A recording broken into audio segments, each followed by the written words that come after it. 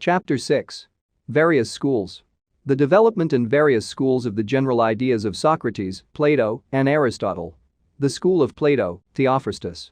The school of Plato, not regarding Aristotle as belonging entirely to that school, was continued by Speusippus, Polemo, Xenocrates, Crates, and Crantor. Owing to a retrograde movement, widely different from that of Aristotle, it dabbled in the Pythagorean ideas, with which Plato was acquainted and which he often appreciated, but not blindly, and to which he never confined himself. The most brilliant pupil of Aristotle was Theophrastus, naturalist, botanist, and moralist. His great claim to fame among posterity, which knows nothing of him but this, is the small volume of characters, which served as a model for Le Brier and before him to the comic poets of antiquity, and which is full of wit and flavor, and to make use of a modern word exactly applicable to this ancient work, humor.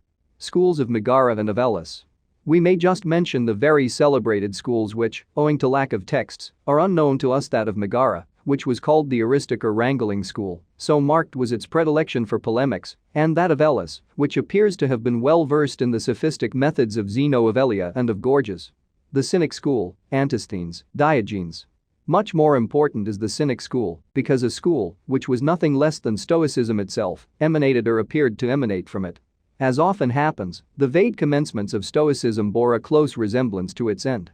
The Stoics of the last centuries of antiquity were a sort of mendicant friars, ill-clothed, ill-fed, of neglected appearance, despising all the comforts of life. The Cynics at the time of Alexander were much the same, professing that happiness is the possession of all good things, and that the only way to possess all things is to know how to do without them.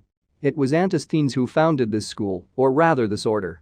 He had been the pupil of Socrates, and there can be no doubt that his sole idea was to imitate Socrates by exaggeration.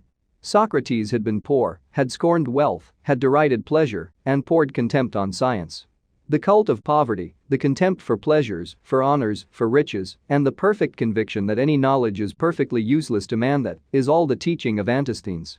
That can lead far, at least in systematic minds. If all is contemptible except individual virtue, it is reversion to savage and solitary existence which is preached. There is no more civilization or society or patriotism. Antisthenes in these ideas was surpassed by his disciples and successors. They were cosmopolitans and anarchists. The most illustrious of this school, illustrious especially through his eccentricity, was Diogenes, who rolled on the ramparts of Corinth the tub which served him as a house, lighted his lantern in broad daylight on the pretext of searching for a man, called himself a citizen of the world, was accused of being banished from Sinope by his fellow countrymen and replied, "It was I who condemned them to remain," and said to Alexander, who asked him what he could do for him, "Get out of my sunshine, you are putting me in the shade." Crates, MENIPPUS, ARISTIPPUS. Crates of Thebes is also mentioned, less insolent and better mannered, yet also a despiser of the goods of this world, and MENIPPUS, the maker of satires, whom Lucian, much later, made the most diverting interlocutor of his amusing dialogues. In an opposite direction, at the same epoch, Aristippus, a pupil of Socrates, like Antisthenes, founded the school of pleasure and maintained that the sole search worthy of man was that of happiness, and that it was his duty to make himself happy, that in consequence, it having been sufficiently proved and being even self-evident that happiness cannot come to us from without but must be sought within ourselves, it is necessary to study to know ourselves thoroughly, and this was from Socrates, in order to decide what are the states of the mind which give us a durable, substantial, and, if possible, a permanent happiness. Now the seeker and the finder of substantial happiness is wisdom, or rather, there is no other wisdom than the art of distinguishing between pleasure and choosing, with a very refined discrimination, those which are genuine. Wisdom further consists in dominating misfortunes by the mastery of self, so as not to be affected by them, and in dominating also pleasures even whilst enjoying them, so that they may not obtain dominion over us. Possessing without being possessed was one of his mottos, which Horace thus translated: I strive to subject things to myself, not myself to things. This eminently practical wisdom, which is only a highly developed egoism, is that of Horace and Montaigne, and was expressed by Voltaire in verses that were sometimes felicitous.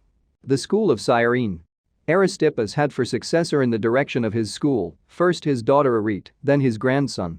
The Aristippists, or Cyrenaics, the school being established in Cyrene, frankly despised the gods, regarding them as inventions to frighten women and little children.